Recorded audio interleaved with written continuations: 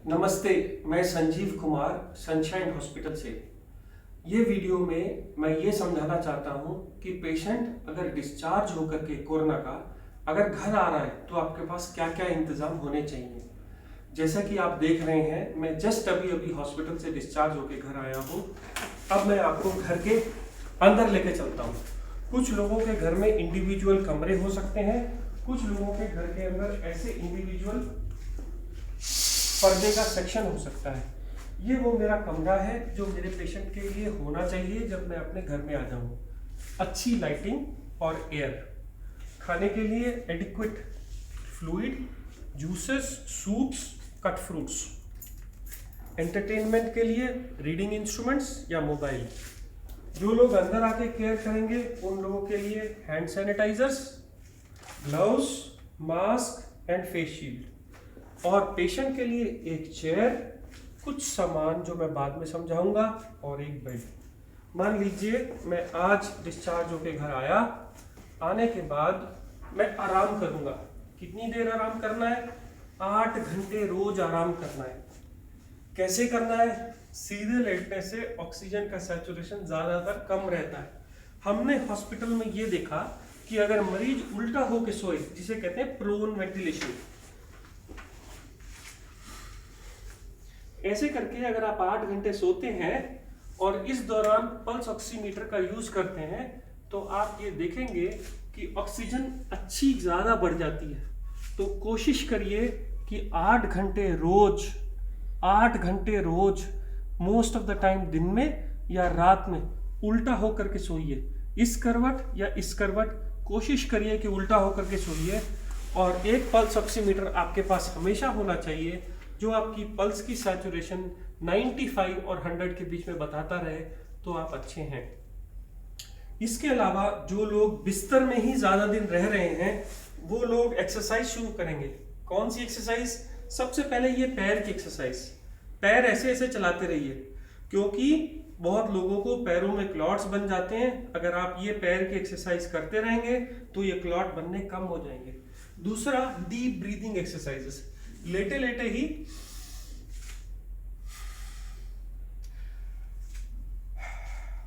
गहरे गहरे हल्के हल्के सांस लेना है। हमेशा नहीं लेटे रहना।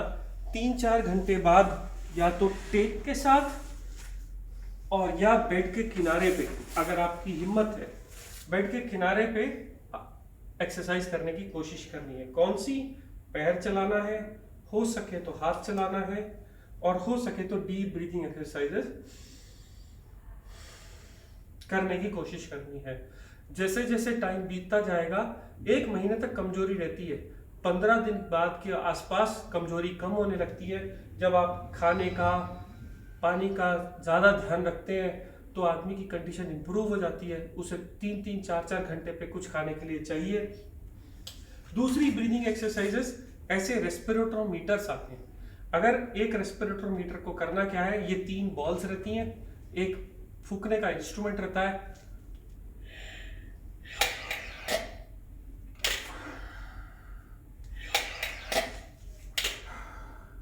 ये गहरी सांस अंदर खींचो तो बॉल उठती है। कितनी बॉल आप उठा पा रहे हो इसके ऊपर डिपेंड करता है कि आपके चेस्ट के अंदर, आपके लंग्स के अंदर कितनी ताकत है। इसको पलट करके अगर आप फूकोगे तो बॉल ऊपर उठती हैं। ये 5-5 मिनट के लिए हर घंटे 2 घंटे दिन में करते रहिए। इससे 2 बातें होंगी, आपके लंग्स के अंदर कैपेसिटी बढ़ जाएगी, आपकी ब्रीदिंग कैपेसिटी बेटर हो जाएगी। जब ये चीजें आप बेड में करने लगेंगे, उसके बाद आप बेड से बाहर निकलिए। बेड से बाहर निकल के 1 घंटा, आधा घंटा कुर्सी पे बिताइए, जिसमें आप अपने पैर रेगुलर चलाते रहेंगे। ब्रीदिंग एक्सरसाइजेस, आर्म्स बाहर ले जाके सांस खींचनी है, आर्म्स अंदर ला करके सांस छोड़नी है, पीछे खींचनी है, आगे छोड़नी है। ये एक्सरसाइजेस आपको रोज करनी है। इसके अलावा कोशिश हो तो रोज 10-15 मिनट पूजा भी करनी है, क्योंकि इससे फेथ बढ़ता है और इससे आदमी में बाहर निकलने की ताकत आती है। हमेशा मास्क लगा के नहीं रहना, जब कोई कमरे के अंदर आता है तभी मास्क लगाने की ज़रूरत है, अदरवाइज आप बगैर मास्क लगाए रह सकते हैं। जब कंडीशन चेयर से भी बाहर निकलने से बेटर हो जाएगी तो कोशिश करिए अपने कमरे में थोड़ा सा टहलें या कमरे के बाहर जाके थोड़ा सा टहलें। दूसरी बात, खाने पे बहुत ज़्यादा ध्यान रखना है। बुखार, कमजोरी और भूख ना लगना सबसे बड़े सिम्टम है कोरोना के, जो 14 दिन के बाद भी रहते हैं। इसका ये मतलब नहीं है कि बीमारी ठीक नहीं हुई, इसका ये मतलब है कि आपको बुखार के लिए सिंपल पैरास्टामोल की गोलियां खाने में, बहुत सारी liquid diet, juices, soups and fruits और बहुत सारा विश्वास और बहुत सारी केयर की ज़रूरत है। ये एक मिनिमम सेटअप है जिसमें आदमी जनरली 10 से 12 दिन में इम्प्रूव हो जाता है। जो लोग इन्फेक्टेड नहीं हैं या जिनको जुकाम बुखार है वो इस कमरे में ना आए। बच्चे और बूढ़ों को इस कमरे से दूर रखें।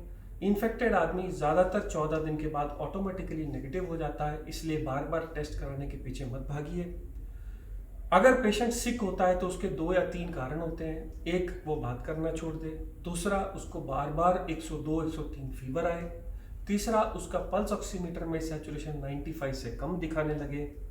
ये वो वार्निंग सिग्नल है जिसमें आप डॉक्टर की एडवाइस लेंगे, अदरवाइज आप जल्दी ठीक हो जाएंगे। ये कोरोना केयर उन सब लोगों के लिए है जो घर में रिकवर हो गए हैं या हॉस्पिटल से डिस्चार्ज होकर घर अभी अभी आए हैं, जो कि 10-12 दिन के अंदर अंदर अपनी नॉर्मल लाइफ में वापस आ जाएंगे। मैं doctor Sanjeev Kumar, sunshine hospital से बोल रहा हूँ।